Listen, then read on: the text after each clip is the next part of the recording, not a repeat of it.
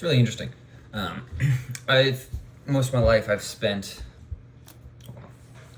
most of my not life. I think that's a bad word to use. Most of my religious education I've spent surprisingly in the wisdom literature, and then most of the Old Testament, which is not your average path, I would say.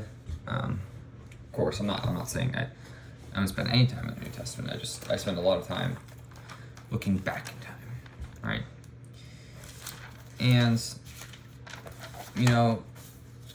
I think there's some really profound moments in the wisdom literature, particularly the Book of Wisdom, Solomon's Wisdom, which is a Deuterocanonical. So, I love the way he writes it.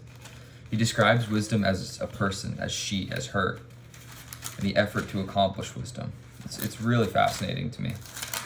I'm just kind of flipping through, because I've been trying to piece together, the Book of Wisdom as it relates to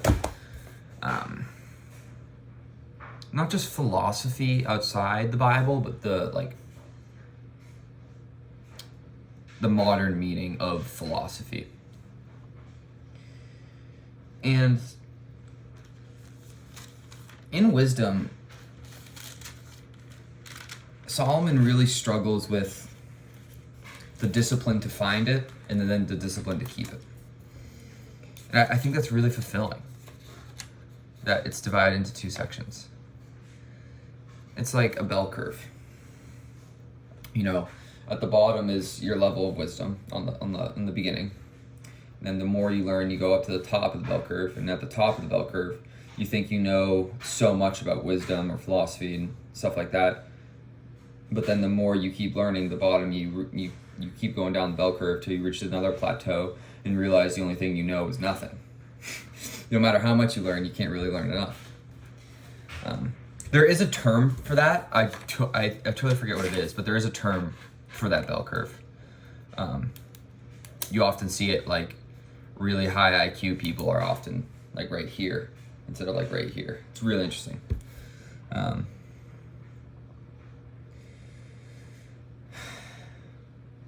There's a few fairly interesting lines in wisdom, and I just kind of want to articulate my thoughts on it, kind of. In chapter 6, the first verse is, "Wisdom is better than strength, and as a wise man is better than a strong man." And I think that speaks a lot, even though it's very, very basic. I'm reading from a Dewey Rheims, and the fact that verse is written out basic is fairly surprising. I'm reading from 1899 Dewey Rheims.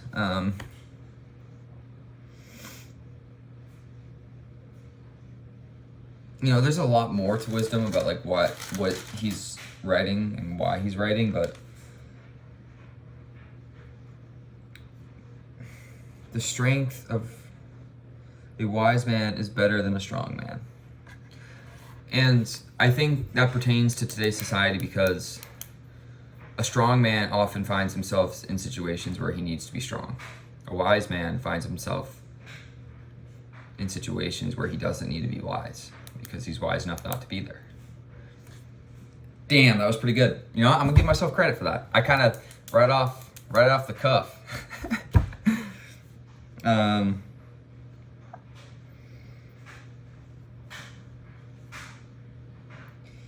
He goes on to say in verse 13 of chapter 6 that wisdom is glorious and never fadeth away, and that easily seen by them that love her, and is found by them that seek her. And that goes to show that everyone has different wisdom at the end of the day, and their definition of wisdom is different. And everything that her in this is wisdom. Or why? I don't know the Greek term that's being used here. I bet I could find out, but I'm not willing to right now. It's probably Sophia. Sophia is the Greek word for wisdom. If you look at the Gnostics, they use Sophia to describe Christ. It's interesting. Wisdom is glorious. It never fades away. I think that's very true. I don't necessarily think wisdom fades away. It definitely evolves, though. Like your capabilities of thinking evolve over time. In the meaning that, you know, what you perceive as wise right now develops the further you go into your life. And I think that's particularly interesting with Christianity, because you can read the Bible, you know, once in the beginning, and then your evolution of that thought process carries on. I think that was really common in like the beginning of the Reformation, where we saw like the thought process of Calvin evolve. Like his articulation of the 5 pillars of Reformed theology just conceptualize and then materialize over time. And I mean, you have to read a lot like about the confessions and stuff like that for Presbyterian theology, but I always found that pretty common, that his wisdom evolved. Like you could clearly see it in his early writings to his later writings. I mean, they were very anti-Catholic later, very anti-Orthodox later on, but it still evolved his process of thinking. I just thought that was, you know, fascinating. And it goes on to say in 13, and is easily seen by them that love her. I think that's why, like Calvin, the more you learn, the wiser you get. It's like exponential growth almost. And when you reach that top of the bell curve, you realize it just keeps going, and then you fall down the bell curve. I'm not a Reformed. I don't agree with Reformed theology at all. I don't agree with the pillars, but I understand it. And I find Presbyterianism fairly attractive, or Calvinism very attractive. It's, you know, if I was going to be Protestant, I think I would consider Presbyterianism the most. I think it, like Catholic teaching, the more you get into the weeds of it, the more complicated it gets. But I'm very uneducated compared to Catholic theology in that regard.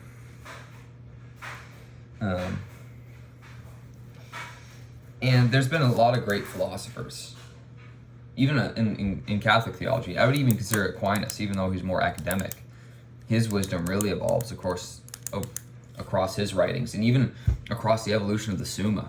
If you read like some of the first editions, not like the editions, but like some of his first points in the Summa compared to some of his last points, like there's a clear-cut evolution. And then I like to see that in my own writing. Like if I compare my writing from a year ago to today, my writing today is much more, it's not wise, but it's much more, it flows better. It's more creative. I think I put a lot more effort into my metaphors and my analogies than I used to. I used to just sprinkle them in. And I would say I still wrote in metaphor a lot, but now I write a lot in metaphor. I think that's just my style. I think that's my evolution of wisdom. I see. I think that throughout the course of my life and writing experience, the evolution I've had has been that my wisdom, when I was first started writing, was very basic, but had a lot of potential. Now my writing style is very advanced, and it doesn't have a lot of potential because you need a certain level of understanding to read it. Like there's a certain amount of background knowledge you need to have to understand my writing, which is it's a pro and a con, because I'm not writing for a specific type of audience, but I end up writing for a specific type of audience by no fault of my own other than just my writing style. And in the Book of Wisdom, I find that it's a philosophy book, but it's also a novel. It's very, very interesting, the Book of Wisdom. I mean, I've kind of destroyed it. Like I have just ripped through these pages, trying to find the hidden nuances of stuff in wisdom. Don't know why I find the book so attractive. A lot of people don't even consider it in modern Catholic theology for some reason. It's really odd. It's really cool. It's a really cool interpretation of the being wise. I think there's a lot of parallels to Christ, the New Testament, especially in Revelation. I find a lot of connection there. There's no exact like verse for verse, but something about it. I have a note here I wrote at one point. Wisdom is God in the Bible. I think that speaks a lot. I think that's a great meditation to have. I like writing in my Bible because I like to see my evolution. I like the bell curve, right? I have connections to the Exodus all written down. It's interesting. Wisdom is wicked interesting. It's wicked. I think I'll leave it off with that. Wisdom is God in the Bible.